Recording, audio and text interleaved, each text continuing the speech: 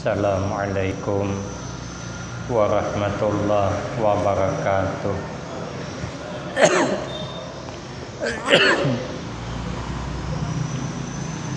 Bismillahirrahmanirrahim.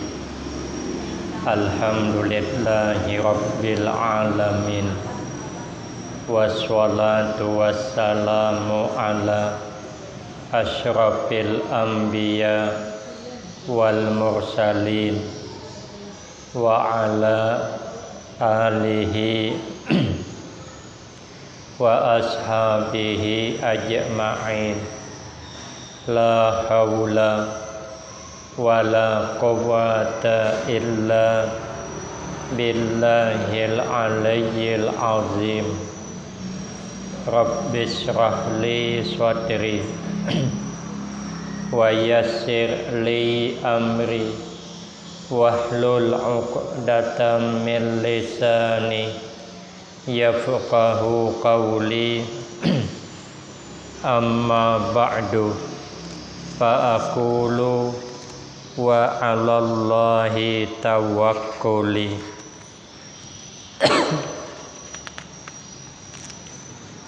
Ma'asyiral hadirin, jamaah pengajian yang mulia, meneruskan daripada pengajian kita yang lalu, mengambil daripada hadis Nabi sallallahu alaihi wasallam, kalau kita ingin hidup sejahtera, hidup selamat di dunia dan akhirat, ada 10 macam yang harus kita jalani. 5 macam di dunia kemarin.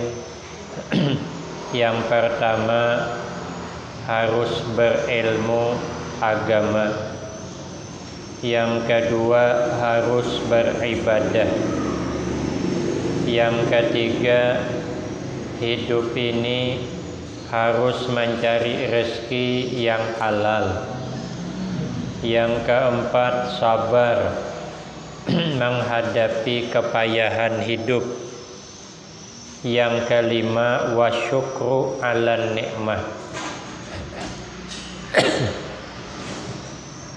Hidup kita harus bersyukur atas nikmat yang sudah Allah berikan. Bersyukur dengan nikmat yang Allah berikan. Pertama, bersyukur bil lisan, dengan lidah, dengan ucapan. Kita selalu mengucapkan alhamdulillah ketika kita mendapatkan nikmat. Kata Nabi, alhamdu 'alan nikmah amanun li zawaliha. Orang yang mengucapkan alhamdulillah ketika mendapatkan nikmat, maka nikmat itu aman daripada hilang. Jadi nikmat itu dipelihara Allah. Maka selalulah kita mengucapkan alhamdulillah kalau mendapatkan nikmat.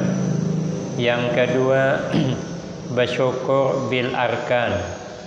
Orang bersyukur bil arkan, ijra'ul a'da fi mardatillah, menggunakan anggota-anggota tubuh itu untuk di jalan Allah, dan menggunakan harta yang diberikan Allah kepada kita, kita gunakan untuk di jalan Allah. Itu bersyukur bil arkan. Ada lagi yang ketiga, bersyukur bil qalbi. Hati kita selalu merasa syukur sehingga hidup tentram, nyaman.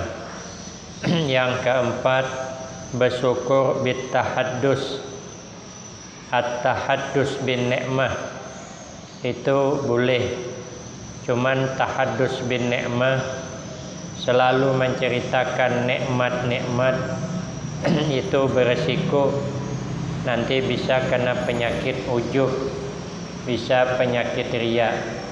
Maka yang penting kita lidah selalu bersyukur, hati bersyukur, anggota tubuh kita bersyukur dengan menggunakan untuk mendekatkan diri kepada Allah. Orang yang selalu bersyukur, nutqul lisan wa iqrarul qalbi bi in'amillahi ta'ala, menyebutkan dengan lidah, mengakui dengan hati dengan nikmat yang Allah beri kepada kita, itu jalan supaya hidup sejahtera dan selamat. Wa ammal lati fil akhirati, adapun 5 perkara kata Nabi nanti di dalam akhirat, fa innahu ya'tihi malakul maut birrahmah wal lutfi, nanti datang akan dia oleh malakal maut dengan rahmat, dengan kasih sayang, wat lutfi dan alun-alun lemah lembut ketika mencabut roh kita. Karena sakitnya roh dicabut itu di dalam hadis huwa salasu mi'ati darbatin bisayfi, kira-kira sakitnya 300 kali lipat ditusuk dengan pedang. Kayak apa sakitnya? Kita kena tusuk pedang sekali saja sakitnya sampai ke kuping.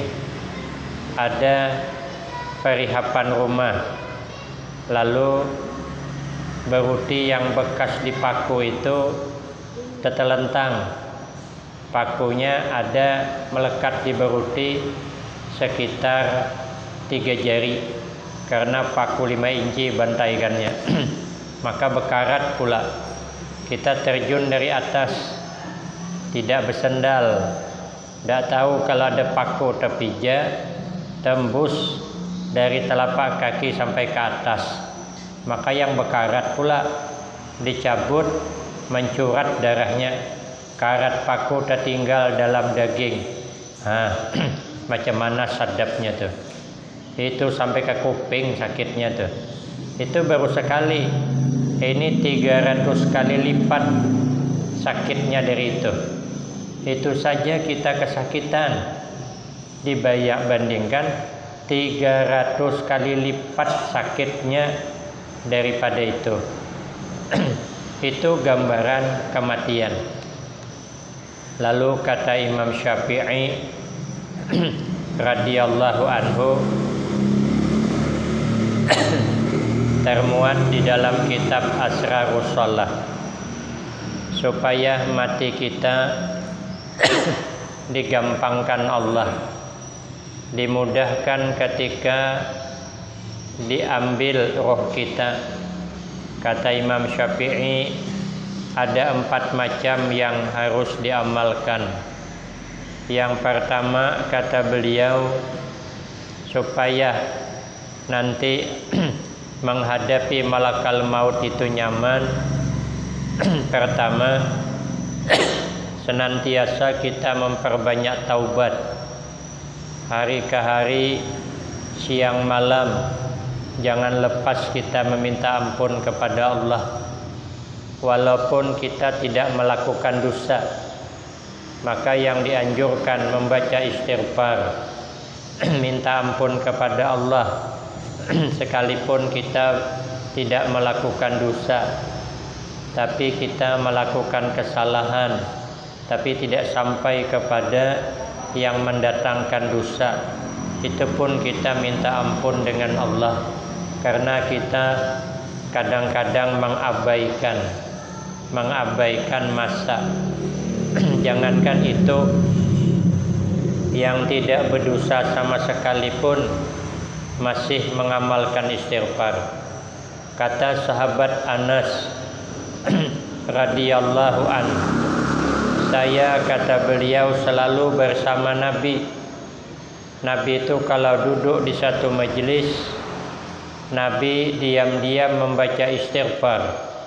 Rabbighfirli wa tub alayya innaka antat tawwabur rahim. Ini yang selalu dibaca Nabi. Kata sahabat Anas, saya perhatikan Nabi membaca istighfar di dalam satu majelis tidak kurang 100 kali. Padahal Nabi tidak ada melakukan kesalahan. Padahal Nabi setiap malam beribadah hatta tawarramat qadamahu, sehingga pecah-pecah, bengkak-bengkak dua kaki Nabi kelama-lamaan beribadah malam. Tapi Nabi senantiasa membaca istighfar. Maka supaya, kata Imam Syafi'i, nanti dicabut roh gampang, selalulah kita bertaubat, memperbaiki diri dan memperbanyak istighfar. Yang kedua, kata Imam Syafi'i, supaya nyaman matinya, berusahalah setiap perbuatan kita, cakap kita menyukakan hati orang mukmin. Jangan cakap kita perbuatan membuat orang Islam lainnya resah. Al-Muslim al-abdalul muslimina man salimal muslimuna min lisanihi wa yadihi. Abdalul mu'minina islaman, begitu. Kata Nabi, abdalul mu'minina islaman man salimal muslimuna min lisanihi wa yadihi. Sepaling abdal orang mukmin Islamnya yang apabila orang Islam lainnya selamat dari salah cakapnya, salah perbuatannya. Maka itu supaya mudah menghadapi sakaratul maut, kita selalulah berbuat apa yang menyenangkan kepada hati orang mukmin. Jangan membuat susah orang-orang Islam supaya nyaman matinya. Kalau di dalam kitab Nasaihul Ibad katanya termasuk menyenangkan hati orang mukmin itu membantu setiap urusannya. Jadi kalau dia berurusan kepada kita karena kita menjabat di bidang itu, kalau tidak tanda tangan kita belum selesai, permudah urusannya, permudah. Kapan perlu toknya tuh dimasukkan ke juk Honda. Jadi kalau ketemu di jalan pun siap mentok, mempermudah, membantu. Kesian dia orang kampung, pasang dah. Kalau dia menunggu nanti surut, paksa menginap pula. Maka duit dikit cuman, dibantu urusannya. Nanti matinya mudah. Yang kedua katanya membantu membayarkan hutangnya. Kalau dia ada punya hutang, tidak terbayar, dibantu. Dia berhutang dengan kita, tidak terbayar, bantu sebahagian. Kalau dia berhutangnya 10 juta, nanti begitu dibalikannya, orang ini tidak mungkin bisa membayar semua. Sudahlah, bayar 9 juta jadilah, asal jangan hilang sama sekali. Karena tidak mungkin dia membayar, karena bangkrut dan sebagainya. Bantu dia, itu nanti matinya nyaman. Matinya nyaman. Tapi yang memang dia ini tidak mampu membayarnya. Tapi kalau memang dia mampu membayar cuman tidak mau, itu lain masalahnya. Ini memang dia tidak bisa, macam mana? Bantulah sedikit-sedikit. Itu termasuk menyukakan hati orang mukmin. Yang ketiga, kalau ada di masa lalu keadaan puasa, keadaan sembahyang, kita ini maklumlah baru saja hendak ikut berjamaah, hendak ikut sembahyang. Biasanya kita tidak ingat waktu karena disibukkan urusan dunia. Sekarang kita menyadari usia bertambah, sugih kada jua, dengan agama jauh, dengan ibadah jauh. Sudahlah, saya nak mendekatkan diri sajalah kepada Allah. Lalu sembahyang di masa lalunya dibayar, dikada. Berapa masa lalunya dia meninggalkan sembahyang, pelan-pelanlah dibayar. Kalau menurut kaul yang kuat itu semua waktunya wajib disisihkan, disiapkan untuk mengqada sembahyang yang dulu pernah ditinggalkan. Bahkan tidak boleh dia sembahyang sunat kalau sembahyang qadaannya masih ada di masa lalu. Tapi ada hadis Sayyidah Aisyah. Sayyidah Aisyah bertanya kepada Nabi. Kata Sayyidah Aisyah, bagaimana sembahyang yang kami tinggalkan dan puasa yang kami tinggalkan? Kata Nabi, sembahyang yang ditinggalkan itu tidak ada qadaan, sedangkan puasa yang ditinggalkan diqada. Itu hadis untuk perempuan yang haid, perempuan yang uzur, yang dia berhalangan, dia tidak boleh sembahyang karena kedatangan bulan 6 hari, lalu dia tidak sembahyang dan dia tidak puasa karena datang haid di bulan Ramadan. Lalu bagaimana yang ditinggalkannya setelah habis Ramadan, setelah dia suci, puasanya wajib dibayar. Sembahyang yang ditinggalkan di masa haid itu tidak wajib diqada dan tidak ada perintah untuk mengqadanya. Adapun meninggalkan sembahyang tanpa uzur, maka menurut Imam Syafi'i wajib hukumnya dibayar, tidak ada tawaran. Nah, supaya nyaman meninggalnya. Yang keempat, supaya nyaman, enak meninggal dunia, tidak mendapatkan kesusahan yang sangat, selalulah bersemangat di dalam beramal ibadah. Semangat beramal, jangan pernah dingin. Ini antara lain. Maka kalau ketika dicabut roh kita dengan lemah lembut, itu tandanya kita sejahtera, kita selamat. Yang kedua, wasani la yurawwi'uhu munkarun wa nakirun fil qabri.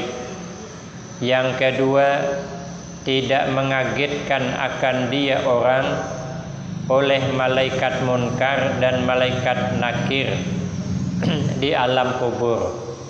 Nanti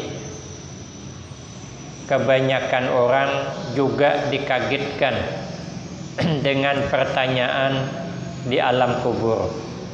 Itu yang mengagetkan sangat. Tapi kalau kita umatnya Nabi yang mendapatkan keselamatan, itu tidak dikagetkan. Dia menanya dengan lemah lembut, dengan merangkul pertanyaannya. Cuman kata Imam Syafi'i, supaya nanti di alam kubur itu enak, nyaman, di samping pertanyaan malaikat penanya kubur tidak mengagetkan dan nanti tidak mengalami kesusahan di alam kubur, kata Imam Syafi'i, yang pertama yang harus dibiasakan, hiduplah jangan suka menyebut-nyebut aib orang, jangan suka usil dengan urusan orang, kecuali untuk memperbaiki. Boleh menyebut-nyebut aib orang kalau dalam kitab petunjuk yang indah ada 6 macam. Boleh. Seperti umpama membantu kawan. Orang ini kalau berhutang dah ada harapan membayar, paham dah bawanya berjudi pulang dah, tetamu dah sering dah, fakta sudah begitu, berjudi di meja dia, hutang dah banyak. Kalau dia berjanji minta ampun, pokoknya berhutang hari ini, besok dibayar. Padahal mana bisa, kita tahu dengan orang tuh, lalu kita nih kawan kita nak menghutangi, cuman kebetulan dia duit cash dada, lalu dia minta timpu dengan orang itu. Nanti besok nak ngambil dulu ke ATM duitnya. Ketemu kita mau kemana ngambil duit. Kenapa? Ada kawan meminjam duit. Siapa disebutnya? Kita kena dah. Dia minjam dengan kita kada bayar. 16 kali dan nerima, dah dapat belum? Sedikit pun tidak dapat, boleh kita bercerita. Jangan kau pinjami. Kenapa? Karena dibawanya berjudi. Tidak ada bakal dibayarnya. Aku sudah. Itu kan nyebut aib orang tuh. Boleh dah tuh? Boleh. Biar kawannya jangan kena. Karena kalau kita tidak cerita, nanti kena dia. Nanti banyak nian kenanya. Dalam fikih kita tidak boleh meminjami orang yang jelas kita duga orang itu tidak akan bayar. Tidak boleh. Kalau tidak kasih aja langsung. Kita ini punya aset cuman ada 10 juta. Nah itu cuman rumah ngontrak. Tidak minjam duit 100 juta. Jangan dipinjami.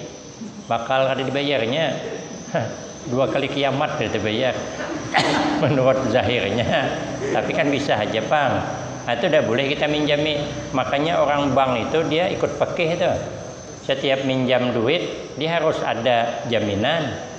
Kalau ada jaminan tidak mau minjam, bolehlah besok datang ke Bank BNI itu minjam duit 100 juta. Apa jaminannya? Surat nikah di harapan. Surat nikah jaminannya apa? Apalagi KTP mati, ada pakai. Jadi harus ada jaminan. Jadi rupanya orang bank tuh pakai fikih dia. Tidak sembarangan meminjami. Jadi kita boleh menceritakan aibnya. Atau dia nak melamar kah? Bolehlah untuk menyelamatkan. Atau kita mengadukan halnya kepada yang berwenang. Itu tidak termasuk riba. Biar nanti dia dipanggil, dinasihati, mudah-mudahan berubah. Kalau cuman duduk-duduk, ngumpul, diceritakan aib orang, mengetawakan orang, ini bahaya. Itu nanti amal kita pahalanya dikasih ke orang itu. Kalau sudah habis amal pahala kita, nanti dosa orang itu kita yang mikulnya. Maka itu kata Imam Syafi'i, jangan suka mengumpat. Yang kedua, supaya nyaman di alam kubur, hidup ini jangan suka berdengki-dengkian. Jangan suka berdengki-dengkian. Bagaimanapun, kalau sudah punya orang itu punya orang lah. Kalau punya kita ya punya kita lah. Entah apa dengki. Kita habis-habisan berjuang. Sekalinya orang yang dapat, berarti memang rezeki orang itu bukan punya kita. Jangan kita dengki, jangan marah, jangan jengkel. Berarti kita tidak terima dengan takdir yang sudah Allah berikan. Kita sudah berusaha, namun kan takdir Allah yang menentukan. Makanya kita terimalah dengan lapang dada. Supaya apa? Supaya nanti di alam kubur nyaman. Yang ketiga, orang kalau sudah sejahtera atau selamat, yakunu aminan fil fazail akbari, nanti dia akan ada merasa aman pada waktu yang mengagetkan, yang sangat besar, yang sangat dahsyat, ketika nanti hamba di sidang Allah.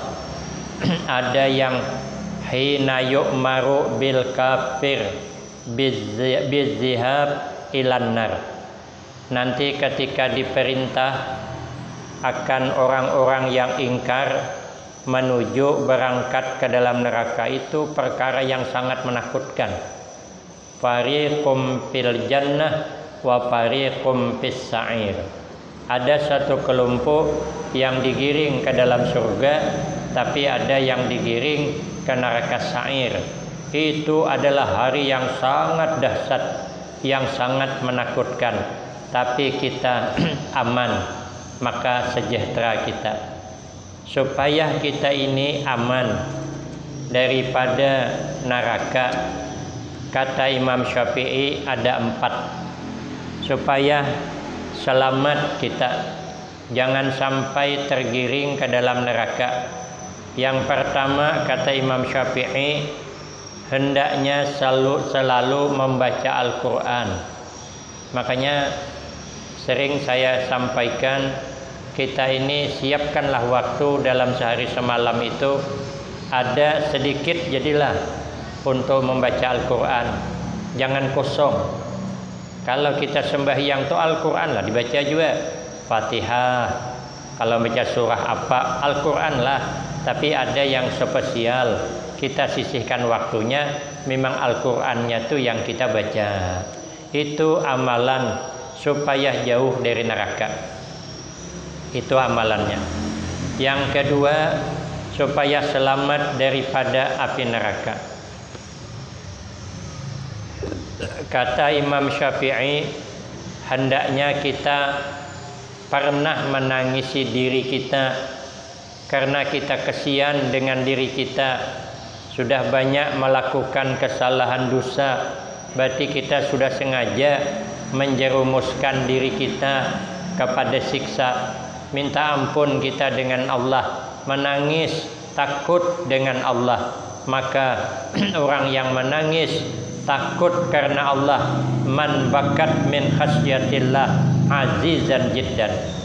Siapa orang yang pernah menangis karena takut kepada Allah, azizan jiddan, itu mulia yang bersangatan.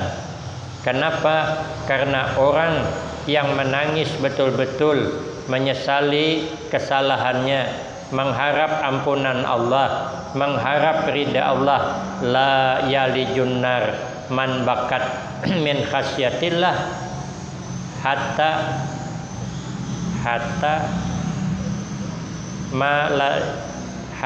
yalijul apa lupa saya, tidak akan masuk ke dalam neraka orang yang menangis karena takut dengan siksa Allah, sehingga katanya air susu bisa masuk ke lubang pentil susu itu tidak mungkin. Artinya apa? Menandakan orang yang betul-betul menyesali dirinya, menangis minta ampun kepada Allah, maka orang itu dipelihara Allah dia daripada api neraka. Karena ada hadis, ya tidak akan masuk ke dalam neraka yang matanya pernah basah menangis karena takut kepada Allah. Kata Nabi, kullu ainin baqiyatun yaumal qiyamah. Semua mata itu nanti menangis pada hari kiamat, kecuali yang tidak menangis, mata yang pernah menangis karena takut kepada Allah, dan yang kedua mata yang pernah menjaga tapal batas peperangan. Itu di zaman Nabi ada peperangan, dia berjaga tidak tidur, maka matanya tidak akan tersentuh api neraka. Yang kedua, orang yang menangis karena takut kepada Allah. Yang ketiga, supaya kita selamat daripada api neraka, lain tidak kita menjauhi daripada maksiat, meninggalkan segala yang diharamkan Allah. Tapi supaya kita dipilih Allah nanti pada hari yang sangat luar biasa haru-haranya, agar kita selamat digiring Allah ke dalam surga. Kata Imam Syafi'i, ada 4 macam yang harus diamalkan. Yang pertama, kata Imam Syafi'i, yang harus kita amalkan, mengerjakan setiap kebaikan apa saja, apapun bentuk kebaikan, apakah itu wajib atau sunat, tapi kita lakukan, karena kita tidak tahu lewat kebaikan mana kita akan mendapatkan ridha Allah. Yang kedua, kata Imam Syafi'i, hidup kita mengasihi para aulia Allah, karena para wali Allah itu dikasihi oleh Allah, maka mengasihi para wali itu termasuk jalan untuk menuju surga. Dalam kitab Matla'ul Badrain ada, dalam kitab Sairus Salikin ada juga, menerangkan yang orang digiring bersama orang yang dicintainya. Maka itu kalau kita mencintai para aulia Allah, kata Nabi, almar'u ma'aman ahabba yaumal qiyamah. Seseorang itu nanti akan dikumpulkan Allah dengan orang yang ia cintai. Maka kalau kita mengasihi para aulia Allah itu adalah dikasihi Allah, maka kita akan dikumpulkan bersama mereka di dalam surga. Yang ketiga, mengerjakan seluruh suruhan Allah. Yang keempat, katanya amalan masuk surga itu kita ini hidup harus merendah diri, jangan merasa sombong. Maka kalau ini kita amalkan, maka selamat kita menghadapi hari yang sangat mengagetkan, yang sangat luar biasa, ketika Allah memerintah sebahagian masuk neraka, sebahagian masuk ke dalam surga, tapi kita aman, maka kita dipilih Allah orang yang selamat. Adapun yang keempat, tumha sayyi'atuhu wa tuqbalu hasanatuhu. Dihapus, dilebur Allah kejahatan-kejahatannya dan diterima akan kebaikan-kebaikannya. Kita nih kalau dosa tidak diampuni Allah, sakit. Tapi kalau dosa kita diampuni Allah, kebaikan kita yang sedikit diterima, itu aman. Kenapa? Karena setiap kita ini punya dosa, punya kesalahan, kecuali orang yang memang sudah dipilih Allah. Tapi secara umum kita masing-masing punya kesalahan. Wal khamisu, yang kelima, yang terakhir, tanda orang sejahtera mendapatkan keselamatan, yamurru ala sirat kalbarqil lami. Nanti dia menyeberangi titian siratal mustaqim itu seperti kilat yang menyambar, sehingga masuk ia akan surga dengan selamat. Ini tanda orang sejahtera.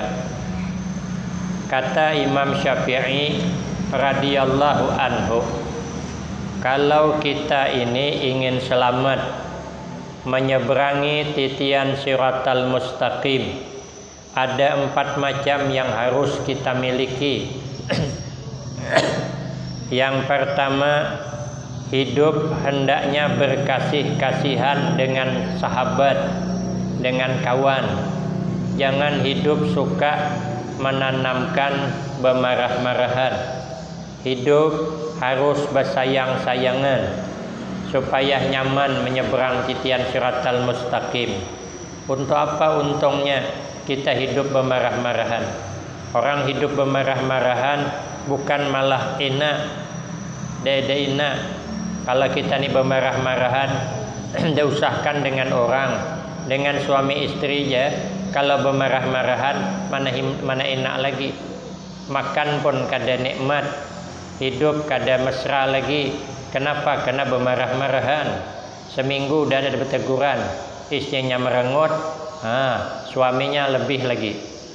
Akhirnya yang istrinya wajahnya kayak mak lampir, yang lakinya kayak tuan takor. Mana ada bahagia di rumah, menyeramkan potongannya.